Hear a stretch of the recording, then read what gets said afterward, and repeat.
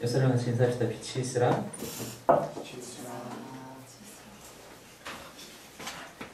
함께 나눌 말씀 사사기 2장 말씀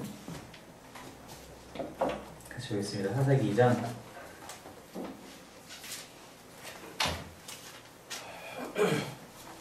1절부터 5절까지 말씀입니다.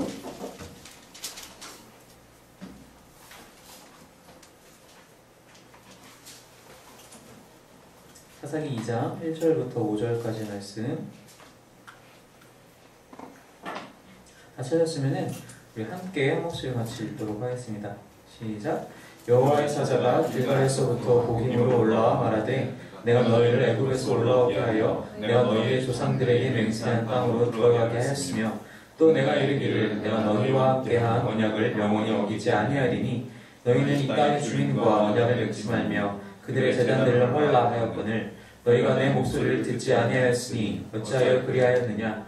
그러므로 내가 또 말하기를 내가 그들을 너희 앞에서 쫓아내지 아니하리니 그들이 너희 옆구리에 가시가 될 것이며 그들의 신들이 너희에게 올무가 되리라 하였노라.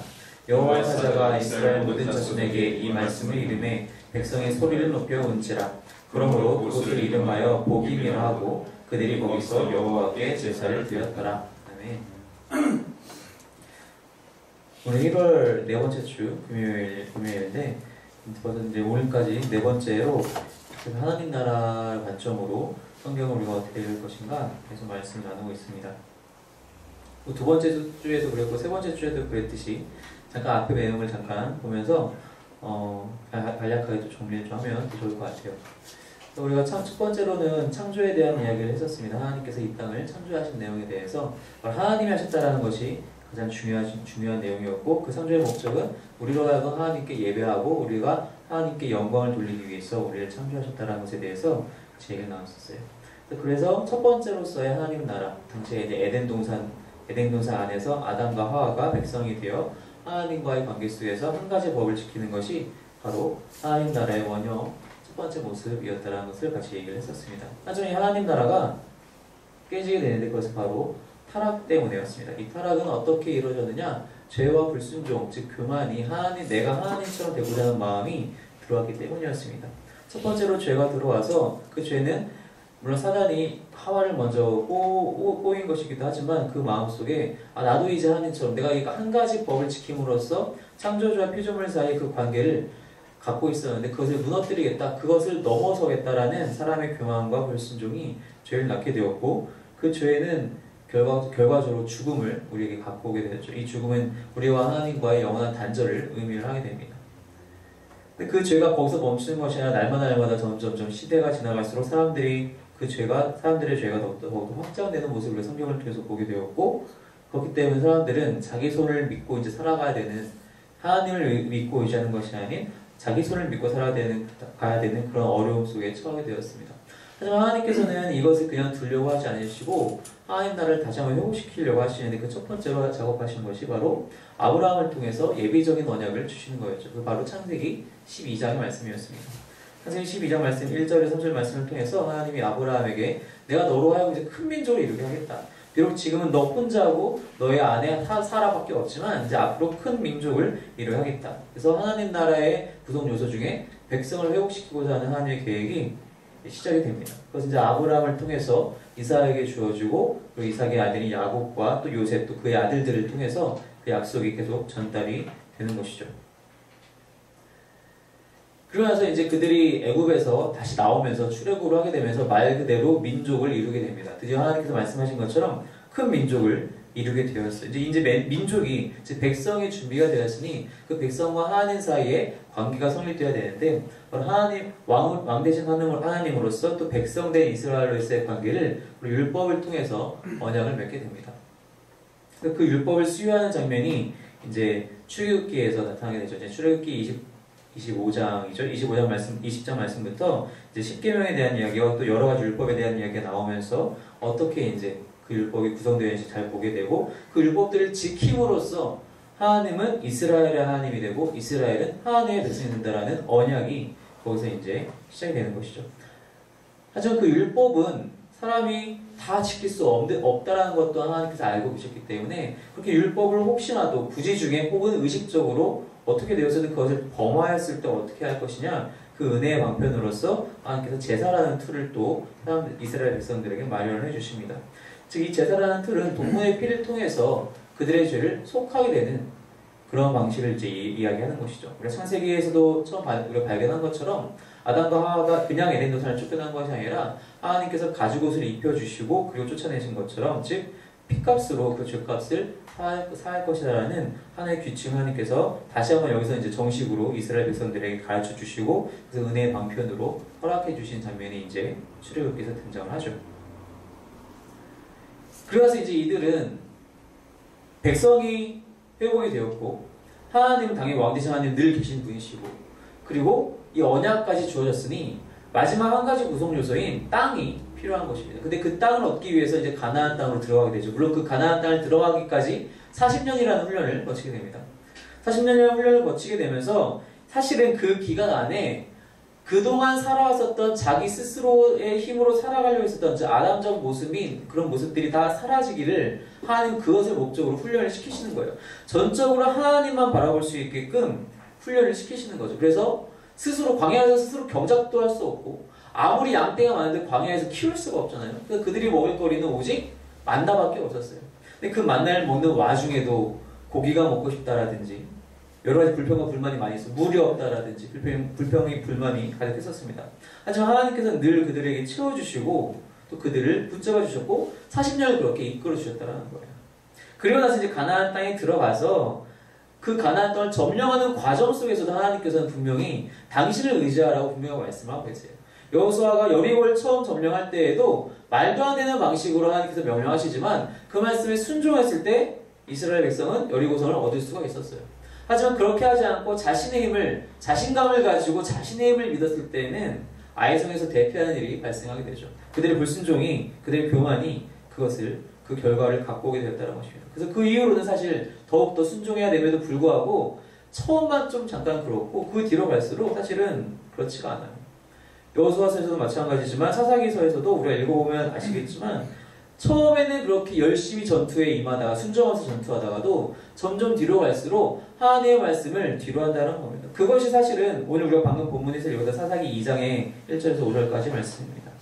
분명히 그 땅에 들어가면 어떤 주민과도 언약을 맺지 말고 모든 이 우상 숭배 제단들을 다 헐라하였는데 왜 그 2장 2절 말씀해 보니까 후반절에 너희가 내 목소리를 듣지 아니하였으니 어찌하여 그리하였느냐, 하나님께서 고발하신 장면이 등장을 하죠. 자, 하나님 나라에 들어가게 되면 이들은 어떻게 살아야 하느냐, 전적으로 하나님을 사실은 의지했었어야 됩니다. 근데 그 전적인 의지를 그들이 못하게 되는 것이죠. 아까 말씀드린 대로 이 전적인 의지는 광야 생활을 통해서 훈련이 되었어야 돼요. 40년을 지나가면서 사실 훈련이 되었어야 돼요. 근데 사실 40년 동안 훈련이 다 될 수 있는 거라면 40년 사실 길다면 긴 시간이지만 사실 그렇게 해서 하나님이 만족해 하시는 우리가 될 수 있다면 얼마든지 우리는 할 수 있을 것 같아요. 물론 저도 아직 마흔이 안 됐기 때문에 이 40년이라는 세월을 쉽게 얘기할 수는 없지만 만약 그것만 딱 맞춰서 정말 확실하게 내가 하나님께서 가장 기뻐하시는 사람으로 완성될 수 있다는 보장이 있다면 기쁜 마음으로 40년을 감당할 수 있을 것 같아요. 근데 그렇지 않아요. 우리가 살아보면 알잖아요. 우리가 40년이 지나든 50년이 지나든 우리가 하나님께 100% 순종할 수 있느냐라고 생각해 봤을 때 그래도 부족하겠구나라는 생각을 당연히 할 수밖에 없어요. 당연히 이스라엘 백성들도 40년 광야생활을 해왔지만 전적으로 하나님을 의지하고 순종하는 것에 대해서는 다 배우지 못했어요. 그것이 출애굽기 중간중간에 출애굽기, 레위기, 민수기, 신명기를 거쳐서 계속해서 사건들이 발생되는 걸 보면서 우리가 알게 되잖아요. 물론 그 이후에도 사실은 그렇지 않았어요. 그 이후에도 사실은 우리 대표적으로 이제 우리가 사무엘상을 같이 말씀 나눴었는데 사울왕 역시 그의 교만 때문에 그 전적으로 하나님을 의지하는 것을 배우지 못하게 돼요. 그 시험을 극복하지 못하게 돼요. 분명히 사무엘 선지자는 기다리라. 내가 올 때까지 기다리라. 근데 일단 사울왕은 눈앞에 보이는 적들과 내가 빨리 전투를 해야 되는데 내가 빨리 내 힘으로 무언가를 해야 되는데 바로 이 생각에 둘러싼 나머지 그냥 먼저 자기가 제사를 드려버리고 자기가 이 전쟁을 치르겠다라고. 하지만 그런 부분에서 우리가 볼 수 있듯이 전적인 의지가 가나안 땅에 들어간 이후에도, 즉 정복기가 다 끝난 이후에도 여전히 나타나는 것을 보게 됩니다. 그 와중에 한 명은 놀라운 믿음을, 또 놀라운 의지함을, 전 하나님을 의지하는 것을 보게 되는데 누구죠? 바로 다윗 왕입니다. 한번 말씀 잠깐 볼까요? 사무엘상 17장 말씀입니다.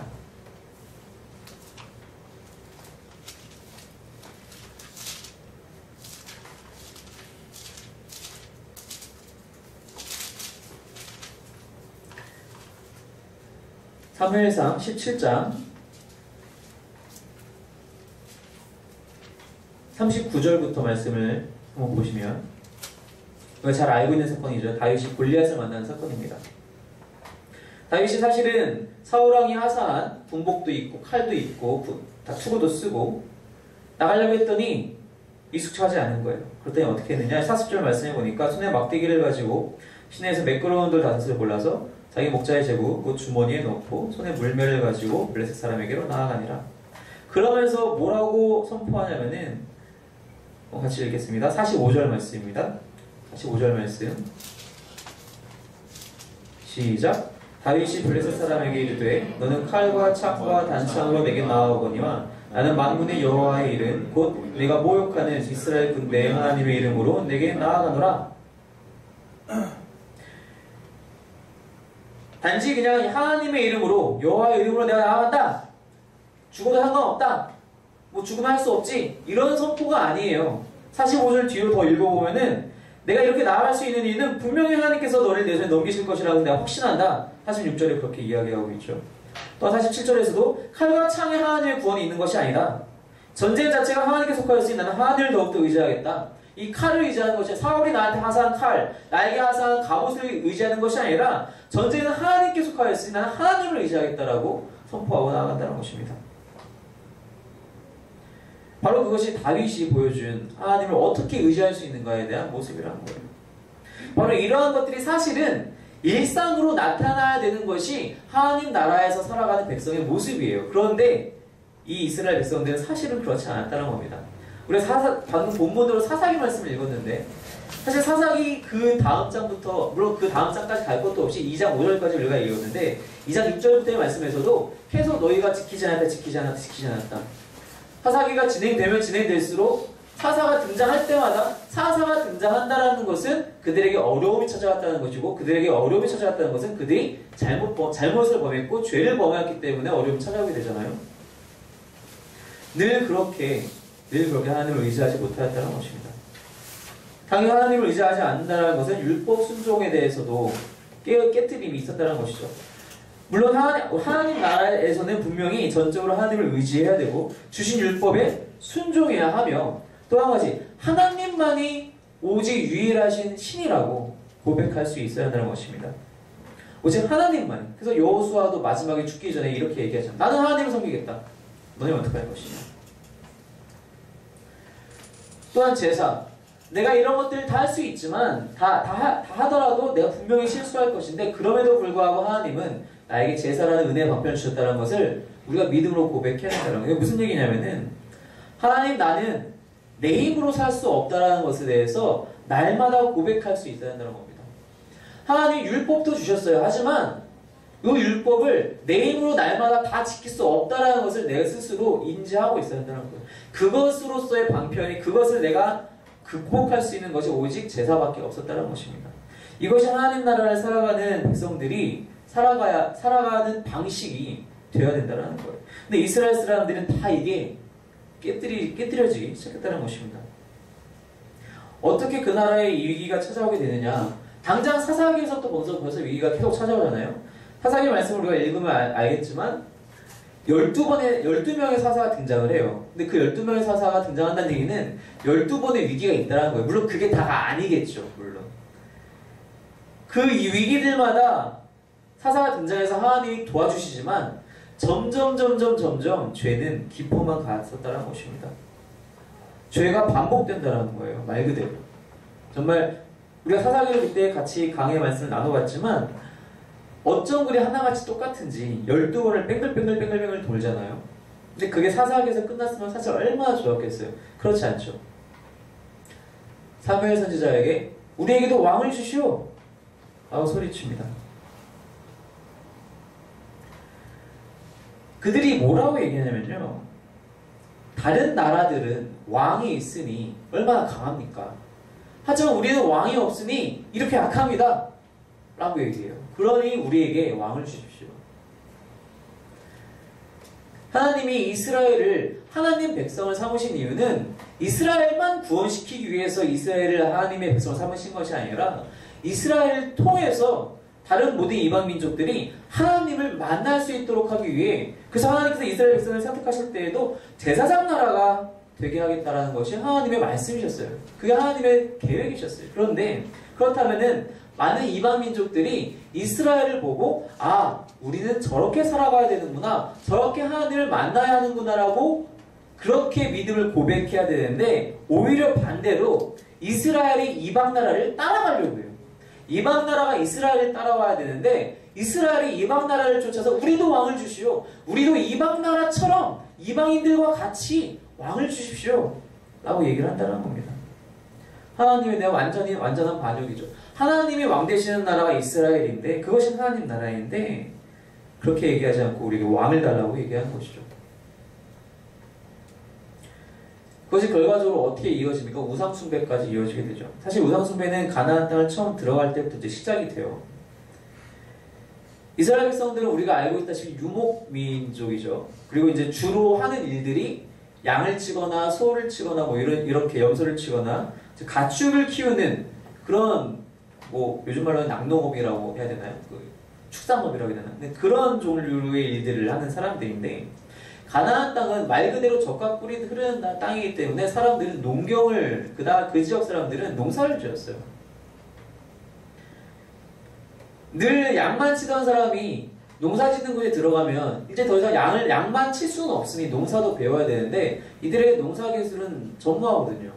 40년을 광야에서 지냈으니 농사를 언제 지어봤겠어요? 이미 한 세대는 다 죽어서 사라져버렸는데. 애굽에 있을 때도 농사 짓는 거 없어요. 노예로 일을 했죠. 농사를 지어야 돼요. 당연히 그들에겐 노하우가 필요해요. 당연히 그것을 현지인들에게 구할 수밖에 없었고, 현지인들이 갖고 있는 노하우는 별거 없어요. 바알과 아세라를 섬기는 거였어요. 바알과 아세라가 풍요의 신, 농업의 신이잖아요.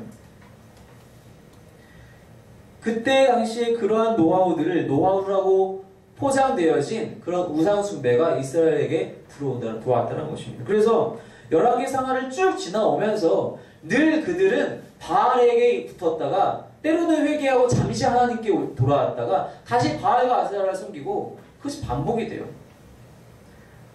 그래서 이 북이스라엘의 왕이었던 아하방과 그의 아내였던 이세벨이 얼마나 바알 숭배에 열심이었습니까? 그래서 엘리야 선지자가 정말 참다 못해서 함께 싸우잖아요. 바로 그런 우상 숭배가 가득했었다는 것입니다. 그리고 그런 것들이 쌓이다 보니까 원래는 한 번 죄를 지으면 내가 또 하나님 앞에 죄를 지었구나, 내가 하나님 앞에 회개해야지. 그래서 속죄의 제물을 들고 가서 성전에 가서 제사를 드리고 회개해야 되는데, 죄가 쌓이고 하다 보니까 뭐 굳이 뭐 어제도 죄 졌는데 오늘 안 죽었는데 괜찮은 것 같은데, 제사에 대해서 더 이상 관심을 갖지 않게 되는 것이죠. 그래서 말라기서까지 되면 어떡합니까? 말라기서에서 이스라엘 사람들 어떻게 되죠? 흠 없는 것을 드려야 되는데 흠 있는 것을 골라서 드려요. 아까워서요. 너무 귀한 새끼양이 있는데 아까워요. 그래서 좀 다리 절고, 원래는 뭐 정말 새끼양이어야 되는데 1년도 지나고 2년도 지난 그런 한쪽 눈 먼 염소를 드린다라든지 그런 것으로 제사를 드리기 시작합니다. 즉 제사가 파괴되죠.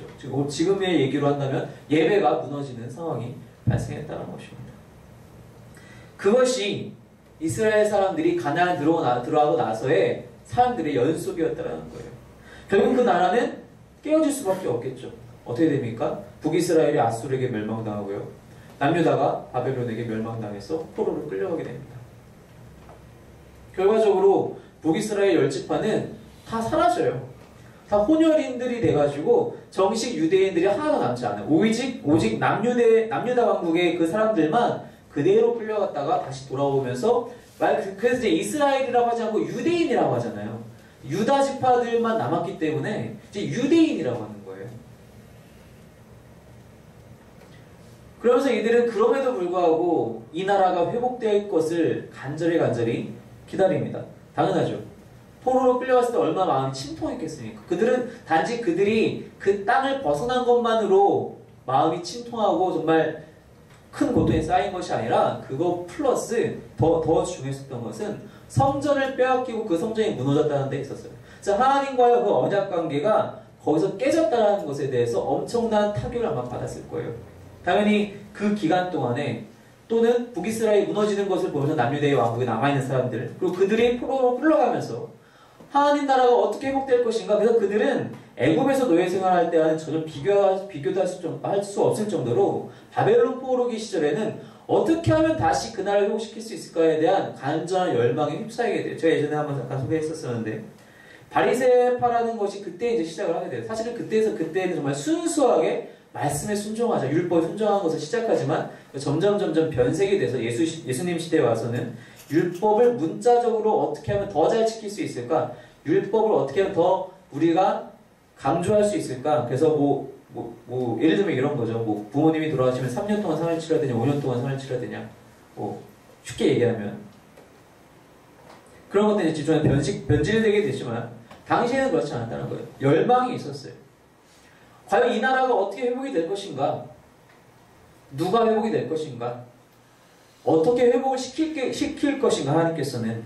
그들은 당연히 10지파가 사라지고 2지파만 남았었기 때문에 12지파가 복원되는 것을 간절히 원했었고 그 무엇보다도 가장 위대했던 왕이었던 다윗 왕조가 회복되길 바라는 마음이 있었어요. 예언서를 이제 구약 뒤쪽에 나와 있는 예언서들을 다 읽어보면은 이런 열망들이 다 표출이 돼요.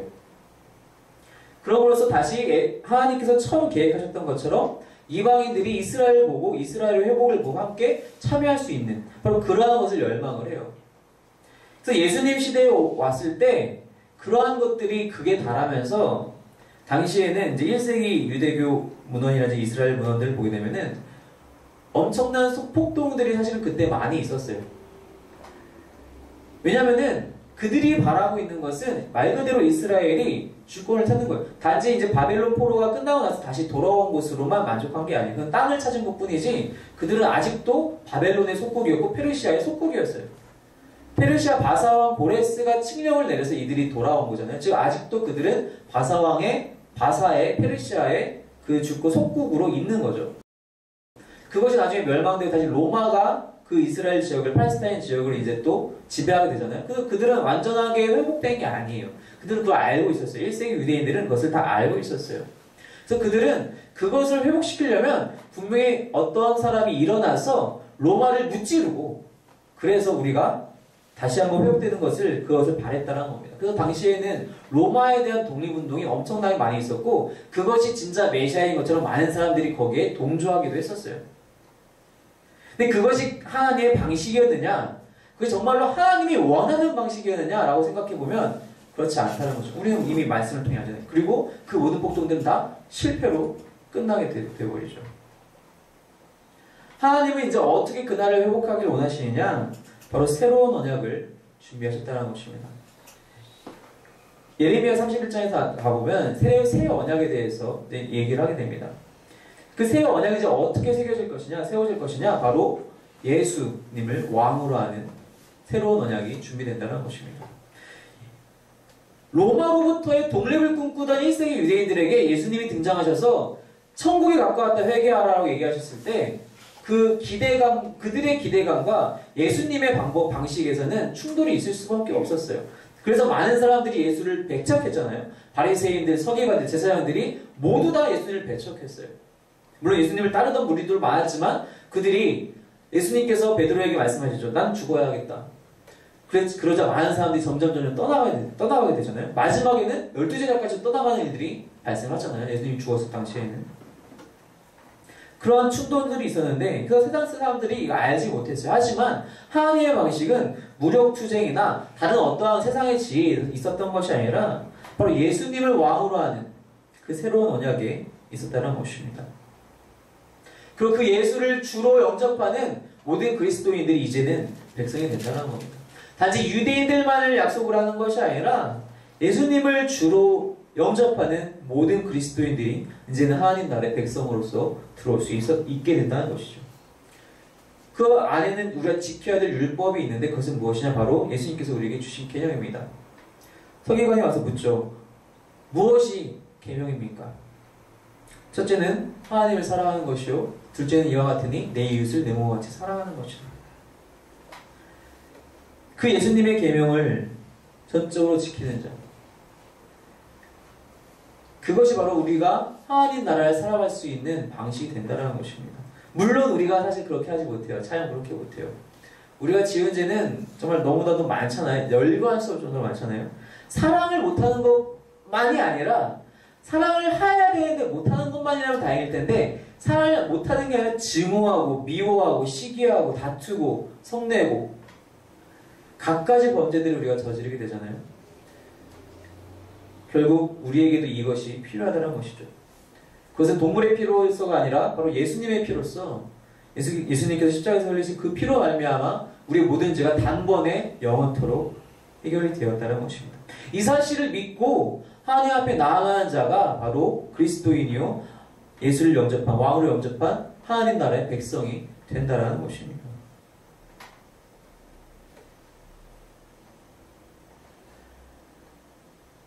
우리가 하나님 나라에 들어가기 위해서, 하나님 나라의 백성으로서 살아가기 위해서는 하나님을 전적으로 의지하는 것이 우리에게 필요하다는 것입니다. 하나님 나라에 들어가는 것은 이미 우리가 예수 그리스도를 구주로 영접함으로써 이미 이루어졌어요. 그것은 예수님을 믿음으로, 예수는 사도 베드로가 예수님 앞에서 고백한 것처럼 당신은 그리스도시요 살아계신 하나님의 아들이십니다라고 그 고백한 그 믿음의 고백이 우리에게 동일하게 있다면 우리는 하나님의 백성이에요. 이제 백성된 자녀된 자로서 우리가 살아갈 때에는 하나님을 전적으로 의지하고 신뢰하는 것이 우리에게 필요하다는 것입니다.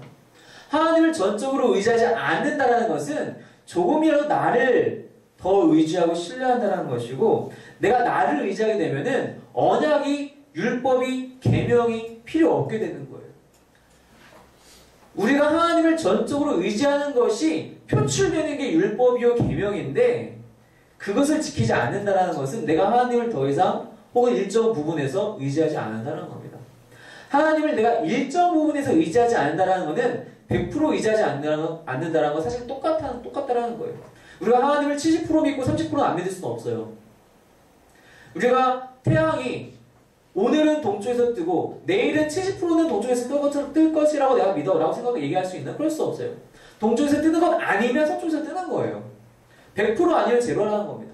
하나님을 의지할 때에도 전적으로 의지하는 것 아니면 그것은 믿음이 아니라는 겁니다. 우리가 하나님 나라의 백성이 됨으로써, 즉 자녀된 권세, 예수 그리스도를 주로 영접함으로써 그것을 얻게 되었다면 이제는 그 나라를 살아가야 되는 우리의 방식은 하나님을 전적으로 의지하는 것, 마치 다윗이 고백한 것 같이 이 모든 것은 누구에게 속한 것도 아니고 오직 여호와 하나님께 속하였으니 하나님께서 이 일들을 이루실 것이다라는 온전한 믿음이 우리 가운데 있어야 한다는 것입니다. 우리가 율법을 순종할 때에도, 계명에 순종할 때에도, 즉 서로 사랑하라, 너희가 서로 사랑함으로 말미암아 세상에 너희가 나의 제자인 줄 알게 될 것이다, 요한복음 13장 35절의 말씀과 같이 그 계명을 순종할 때에도 하나님을 의지하지 않으면 사랑할 수 없어요. 어렸을 때는 사랑이 단순히 감정적인 차원이라고 생각을 했어요.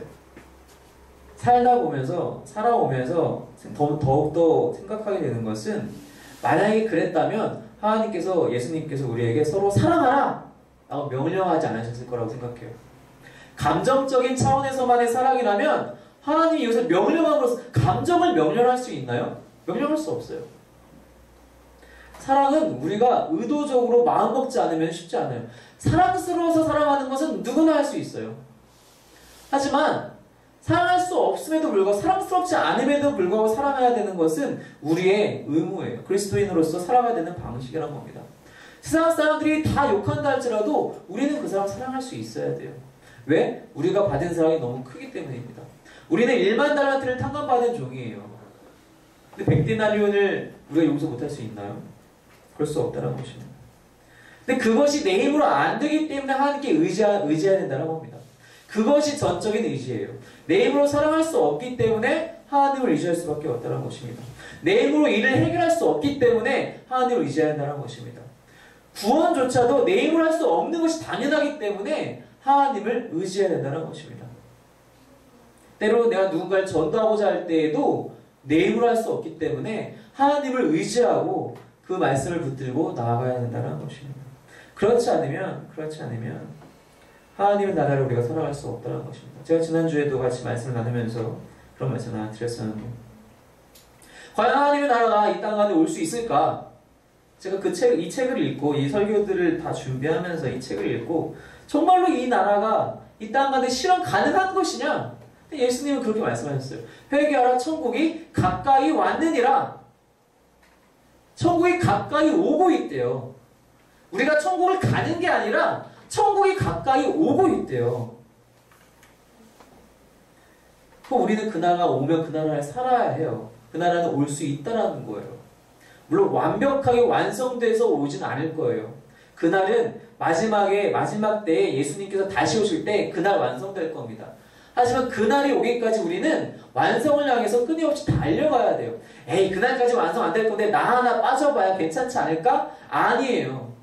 하나님은 우리 모두가 그 완성을 향해서 같이 달려가길 원하신다는 겁니다. 같이 하나님을 의지하고 같이 하나님을 붙들고 그 나라를 꿈꾸며 살아가길 원하신다는 겁니다. 에이, 뭐 나 아니어도 괜찮지 않겠어? 우리나라에 교회가 몇 개나 되는데 우리나라 교회가 3만 개, 4만 개 된다고 하더라고요. 3만 개? 좀 넘나? 우리나라에만. 미국은 엄청나게 많겠죠. 땅덩이도 넘었고. 전 세계 교회가 얼마나 많아요? 지금도 교회가 여기저기서 개척이 되고 있어요. 크리스찬들 또 얼마나 많겠어요? 나 하나쯤 빠져도 티 안 나요. 하지만 내가 빠진다면 내 주변에는 하나님 나라가 올 수가 없어요. 내 주변에 있는 사람들은 하나님을 만날 수가 없어요. 하나님은 이스라엘을 세우심으로 이스라엘을 통해 이방인들이 하나님을 알기를 원하셨어요. 하나님은 나를 창조하셔서 나를 구원받게 하심으로 내 주변의 사람들이 하나님을 알기를 원하신다는 겁니다. 그렇게 하나님의 나라가 나의 전적인 순종으로 이루어져야 되는데 내가 그렇게 살지 않으면 내 주변에는 하나님 나라가 올 수가 없다는 겁니다. 나에게도 마찬가지고요. 그럼 우리가 나에게 하나님 나라가 오지 않을 때 누구를 탓할 수 있겠습니까? 나를 탓해야죠. 어쩔 수 없어요. 전적인 순종이 우리 가운데 필요하다는 것입니다. 우리는 스스로의 힘으로 아무것도 할 수 없는 자라는 것을 날마다 고백해야 합니다. 나의 스스로의 힘으로는 아침에 눈을 뜰 수도 없고 숨 쉴 수도 없고 어떠한 것도 할 수 없다는 것을 날마다 고백해야 한다는 것입니다. 이스라엘 백성들에게 제사가 사실은 그렇게 됐었어야 돼요. 율법이 그런 고백의 도구가 됐었어야 돼요. 우리 역시 우리가 살아갈 때 이 계명을 마주할 때마다, 사랑하라는 계명을 마주할 때마다 우리 그것을 깨달아야 됩니다. 그걸 지키지 못했을 때에도 깨달아야 됩니다. 그래서 예배가에 나와서 하나님, 제가 늘 그렇게 살지 못해서, 늘 주님을 의지하지 못해서 이 자리에 나왔습니다. 저를 다시 한번 붙들어 주시옵소서. 이런 전적인 이제 우리 가운데 있어야 된다는 것입니다. 한 가지만 더 말씀을 나누고 마치려고 합니다.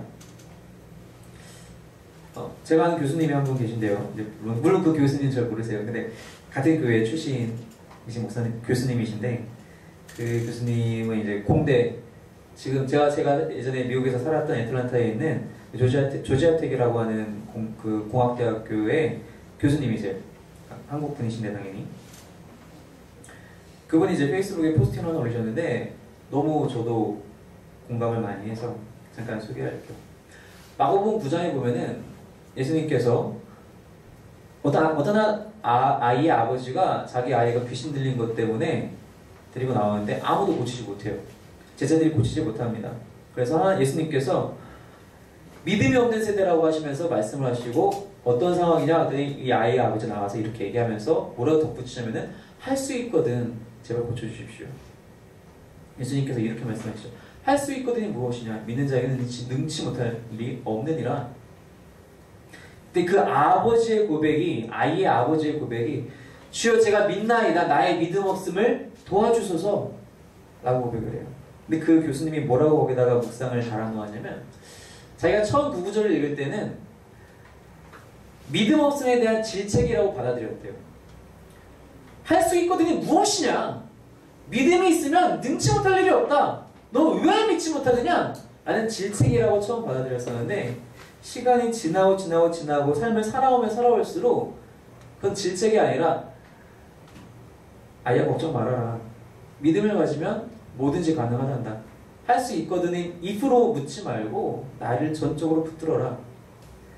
그 아버지의 고백은 얼마나 정말 간절했겠어요. 수많은 사람들 찾아갔지만 아이를 고칠 수 없었어요. 심지어 예수님 앞에 나와서도 간절하게 그렇게 이야기를 하는 거예요. 할 수만 있으시다면. 그 할 수만 있으시다면 하면 좋고 안 되면 말죠. 이게 아이의 아버지의 마음이었어요. 절대로 그렇지 않았어요. 아이의 아버지는 할 수만 있으시다면이라고 표현했지만 그 안에서는 정말로 간절히 고치고자 하는 마음이 있었어요. 근데 그때 예수님이 믿음을 가져라 그랬더니 이 아이의 아버지가 믿음 없음을 용서하시고 제발 믿게 도와주시옵소서라고 간절하게 부탁을 해요. 믿음이 정말 필요하다라고 얘기하는 거예요. 이게 우리의 날마다의 고백이 되어야 된다는 것이에요. 하나님, 내가 믿음이 없어서 의지하지 못하고 믿음이 없어서 또 한 번 살아가지 못했습니다. 저에게 믿음이 날마다 있게 해주시옵소서. 저의 믿음 없음을 용서하시고 날마다 제가 간절하게 주님께 이 믿음을 간구하게 해주시옵소서라고 날마다 우리가 기도해야 된다는 것입니다.